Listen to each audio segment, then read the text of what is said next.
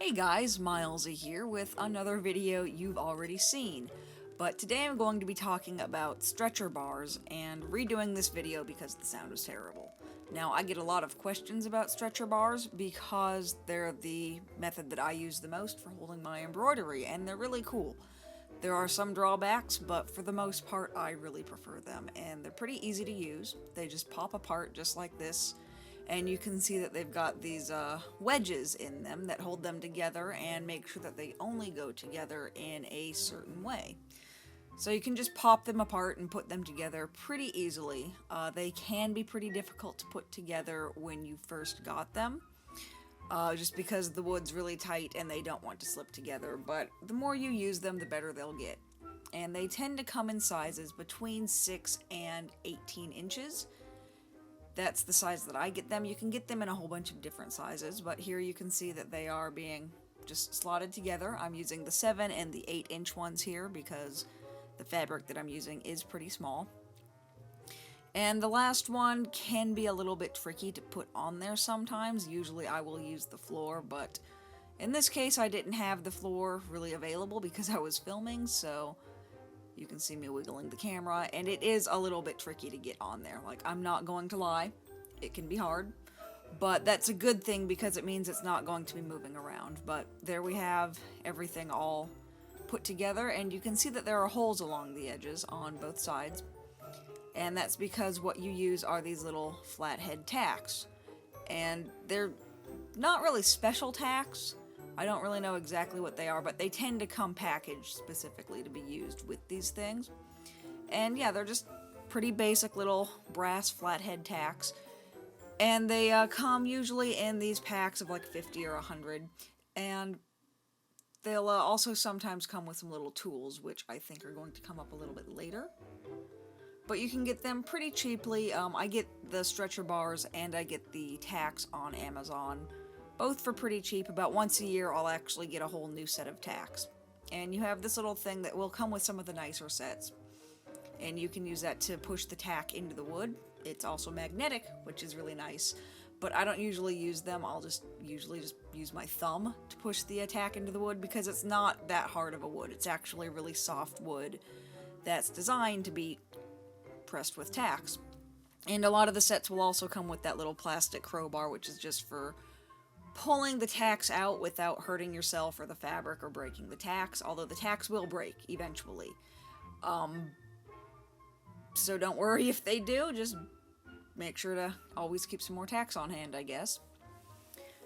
And when you're making sure that you've got your fabric on your stretcher bars, what you want to do is make sure that the fabric is about the same size as the bars. It can be bigger, but it can't be smaller because you're going to be tacking it directly onto the bars. So typically what you want to do is, I like to do this as if you're stretching a drum. So I like to kind of start from the corners first, and I get that lined up, and I put that on there, just kind of right there in the corner. And it goes through the fabric and into the bar, and those holes that it puts in the fabric aren't going to come out. That is one of the big problems with that. So you really want to make sure that you have an extra 2 or 3 inches beyond the 2 or 3 inches that you want to have anyway. I like to have at least 5 or 6 inches for a border around what I'm going to be stitching. Oftentimes I'll have even more than that because the bars are actually kind of hard to stitch around. You don't want to be stitching very close to those. So the more border you have between what you're stitching and the edge of your fabric, the better. So we have the first tack in here right now, and now we're going to go down and add a second tack, and you're just going to give the fabric a light little tug. You don't want to pull it super tight. You just want it to be tight enough to where you will be comfortable stitching on it, because the fabric can rip and tear if you pull it too tight. And now from the other tack that we've put on there, we're going to pull the fabric away from that one. Again, not super tight, just tight enough that you'll want to be working on it. And then for the fourth one, instead of pulling it down, we're going to pull it diagonally away from both of the tacks that are nearest to it. And that will just make sure that everything has an even tension between all 4 of the tacks. And right now the fabric is really loose and kind of flobbery, which is perfectly fine if you like to work on loose fabric. Some people do. Some people like theirs really tight, so if you're in the latter camp, you're going to add some more tacks. And this one, I think I was showing off just how, yeah, they bend and they break pretty easily. They're really cheap, but that also means that they're really cheap to replace, so that's a good thing. But now if we want the fabric a little bit more tight, we're just going to eyeball here. It doesn't have to be perfect. The center of the 2 tacks. And you're just going to, at this point, hold it in place. You're not going to actually tug it or pull it tight, because the first one doesn't need to be tight. It just needs to be in place. And now you'll flip it over to the other side, and you will pull the fabric away from this one to get the tension away from that first tack, and that way we'll have some tighter fabric in between. So pull it and just put the tack right there on the middle in between those two. And now we're going to repeat the process here, just kind of giving the fabric enough of a tug to be in place, and put the tack right in the middle. And then you'll flip it over, and if the tack ever goes in, there we go. And then you'll flip it over, and at this point, you'll want to pull the fabric a little bit tight. Again, not too tight so that you're not breaking or tearing the fabric, and putting the tack in there. And I think a lot of my tacks, at this point, were really needing to be replaced. This is an older video. And now you can see that in the middle, it's actually pretty tight. The fabric doesn't want to go anywhere, but on the corners, it's still really loose and kind of funky, so we're going to repeat the process again. Go in between those 2 tacks now, and you can just eyeball it again. Doesn't have to be perfect. And hold the fabric in place. You don't want to pull it. And you're going to put the tacks in between the 2 that are already there.